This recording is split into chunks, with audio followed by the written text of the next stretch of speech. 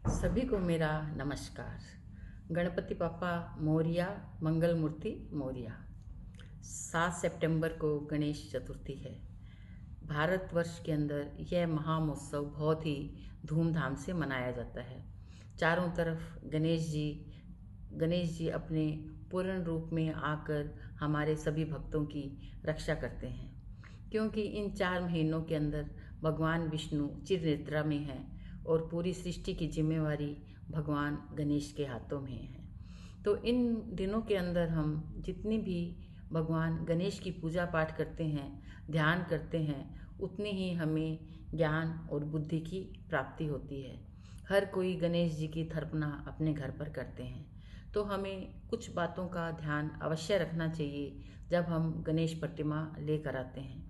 गणेश प्रतिमा लेकर आते वक्त सबसे पहले आप ध्यान रखें कि गणेश प्रतिमा कहीं से भी खंडित न हो, और गणेश प्रतिमा हमें इको फ्रेंडली ही लेकर आनी है, क्योंकि दूसरी कोई भी मटेरियल के हम लेकर आएंगे तो वो हमारे पर्यावरण को नुकसान देगा।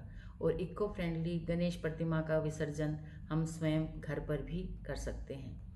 तो जब आप गणेश प्रतिमा लेकर आते हैं तो उनकी आंखों पर पट्टी बांधकर यानी लाल कपड़ा ढककर लेके आते हैं, क्योंकि कहा जाता है कि गणेश जी किस रास्ते से आ रहे हैं वो रास्ता उन्हें पता नहीं होना चाहिए, ताकि गणेश जी हमारे घर पर ही विराजमान रहें और वापस हमारे घर से ना जा पाएँ। तो इसके लिए हम हमेशा गणेश जी की प्रतिमा को ढक कर लेकर आते हैं। उससे पहले हमें कुछ तैयारियां अपने घर पर भी करनी होती है।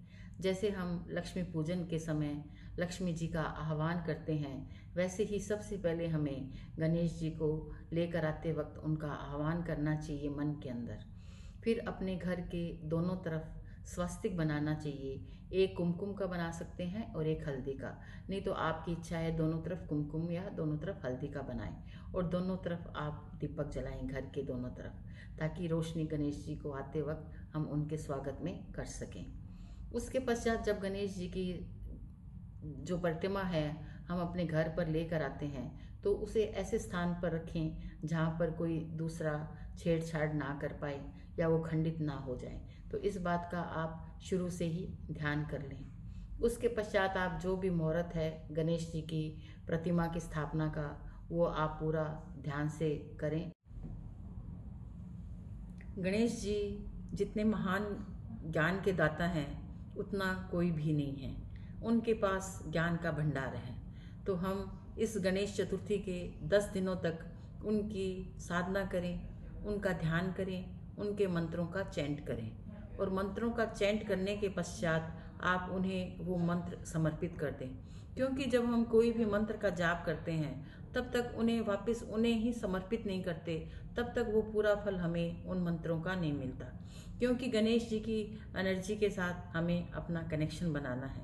यदि गणेश जी की एनर्जी के साथ हम अपना कनेक्शन बना लेंगे तो हमें भी ज्ञान की प्राप्ति होगी, हमें हर कार्य में सफलता मिलेगी।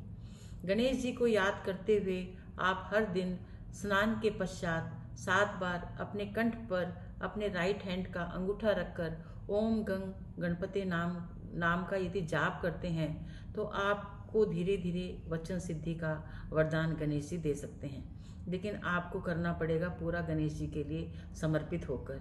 तो ये उपाय एक बार आप अवश्य करके देखें, क्योंकि गणेश जी हमारे बालक के रूप में पूजनीय हैं, क्योंकि बुध ग्रह के जो देवता हैं वो गणेश जी ही हैं। तो यदि बुध ग्रह हमारा अच्छा होता है तो हमें हर चीज़ के अंदर, व्यापार में, धन दौलत के अंदर, हर चीज़ के अंदर सफलता मिलती है। तो इस बार गणेश जी को पूरे समर्पित भाव से आप उनको याद करें और उनके एनर्जी के साथ अपना कनेक्शन बनाने की कोशिश करें। जब गणेश जी का विसर्जन आप करते हैं तब भी थोड़ी बातों का आपको ध्यान रखना चाहिए। गणेश जी को जब भी आप विसर्जन के लिए लेके जाते हैं तो उनकी पीठ हमारे घर की तरफ नहीं होनी चाहिए। कहा जाता है कि गणेश जी की पीठ में दरिद्रता का वास है, तो उस समय हमें पीठ घर के बाहर की तरफ रखनी है और गणेश जी का मुख अपने घर की तरफ रखना है। उनको विदा करते वक्त कुछ तो उनके साथ में हमें भेजना होता है, क्योंकि हम विदाई जब भी किसी की करते हैं तो उनके साथ कुछ न कुछ उनको गिफ्ट अवश्य देते हैं। तो आप भी गणेश जी को जब रवाना करते हैं, विसर्जन के लिए जब ले के जाते हैं, तो उनके साथ कुछ 5 या 7 मोदक और पंचमेवे की एक पोटली बनाकर, यानी एक बैग या जो भी आप बना सकते हैं वो बनाकर उनके साथ में वो विसर्जन करें। क्योंकि कहा जाता है कि गणेश जी जब एनर्जी में अपने वापस विलीन हो जाएंगे तो ये सारी सामग्री भी उनके साथ चली जाएगी, ऐसी मान्यता है। तो हमें गणेश विसर्जन इस बार इको फ्रेंडली का ही करना है, क्योंकि जब हम दूसरी जो प्लास्टिक ऑफ पेरिस की जो मूर्तियां बनी होती है उनका विसर्जन जब करते हैं गंदे नाले में, पानी में ऐसे फेंकते हुए देखते हैं तो अंदर से काफ़ी तकलीफ होती है कि हम जिनकी पूजा 10 दिन तक की, अपने बच्चे की तरह उनका ध्यान रखा, और फिर जब हमने उनको विदा किया तो वो सारी बातों को एक तरफ रख दिया और कितनी बुरी तरह से उनका विसर्जन किया है, और हम कितने ज़्यादा पाप के भागीदार बने हैं। तो प्लीज़ आप इको फ्रेंड गणेश की प्रतिमा लेकर आएँ, और उन्हें जैसे धूमधाम से लेकर आए हैं वैसे ही उनकी विदाई धूमधाम से करें, ताकि हम जब दिवाली पर उनका आह्वान करें तो हमारे मन के अंदर एक संतुष्टि हो, और गणेश जी हमें हमारे सारे विघ्नों से दूर रखते हुए हमारे जीवन के अंदर अनेक खुशियाँ और जो लाभ हमें प्राप्त होना है वो लाभ हमें प्राप्त हो। गणेश जी को खुश करने का तरीका है अपने माता पिता की सेवा करना, उनको खुश रखना, उनका मान सम्मान करना। क्योंकि स्वयं भगवान गणेश जी ने ही अपने माता पिता की 3 परिक्रमा करके सभी देवी देवताओं को खुश कर दिया था, और वो प्रथम पूजनीय बने थे। क्योंकि कहा जाता है कि जब भी कोई भी देवता असुरों पर जब असुरों के साथ युद्ध करते थे तब भी भगवान गणेश जी की ही पूजा करते थे। पहले कहा जाता है कि गणेश एनर्जी हमेशा से ही थी। ये गणेश जी का रूप बाद में एक अवतार के रूप में है, जैसे भगवान विष्णु ने राम और कृष्ण के रूप में या अनेकों अवतार लिए, वैसे ही एक अवतार ये गणेश जी का है। तो गणेश जी की ऊर्जा हमेशा से ही अनंत काल से है। तो इसलिए हमें भी गणेश जी की जब गणेश जी की पूजा करते हैं तो पूरे समर्पित भाव से हमें करनी है। हम भगवान के द्वार पे जाते हैं तो धन दौलत ऐश्वर्य इन सब चीज़ों की मांग करते हैं, लेकिन जब भी आप गणेश जी की पूजा करोगे और संकल्प लेोगे तब आप उन्हें इस संकल्प के साथ मंत्र का जाप करोगे कि ईश्वर आप हमें बुद्धि दें, ज्ञान दें। क्योंकि बुद्धि और ज्ञान के बिना कोई भी क्षेत्र में हमें सफलता नहीं मिलती, चाहे वो व्यापार का क्षेत्र हो या बड़ी शिक्षा का क्षेत्र हो, अन्य कोई भी क्षेत्र में सबसे पहले बुद्धि और ज्ञान की जरूरत होती है। तो इस बार आप जब भी गणेश जी के कोई भी मंत्र का चैंट करें, जैसे सबसे प्रिय मंत्र है ओम गंग गणपति नमः, तो आप एक निश्चित मात्रा में संकल्प ले लें कि प्रभु हम इतने आपके मंत्रों का चैंट करेंगे, और उसके साथ आप ये बात जोड़ दें कि आप हमें बुद्धि और ज्ञान प्रदान करें, ताकि हमें हमारे जीवन के अंदर हर क्षेत्र के अंदर सफलता मिले। फिर आप देखेंगे कि गणेश जी आपके ऊपर कैसे कृपा बरसाते हैं।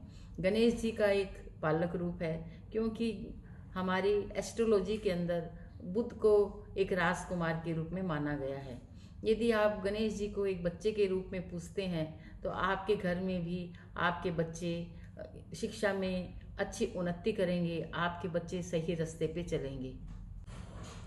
गणेश विसर्जन के बाद में जिस चौकी पर आपने गणेश स्थापना की थी, पानी का कलश और नारियल की स्थापना की थी, तो वो पानी के कलश के ऊपर वो नारियल आप स्थापित करके दिवाली तक वैसे ही रहने दें, ताकि गणेश एनर्जी दिवाली तक आपके घर में बनी हुई रहे। तो इन छोटी छोटी बातों का यदि हम ध्यान रखते हैं तो हमारे घर के सारे विघ्न, हमारे सारे कष्ट गणेश जी अपने साथ लेकर चले जाएंगे। यदि ये मेरी बातें आपको अच्छी लगी हो तो मेरे चैनल को लाइक सब्सक्राइब अवश्य करें। सभी का बहुत बहुत धन्यवाद। गणेश चतुर्थी की आप सभी को हार्दिक शुभकामनाएं।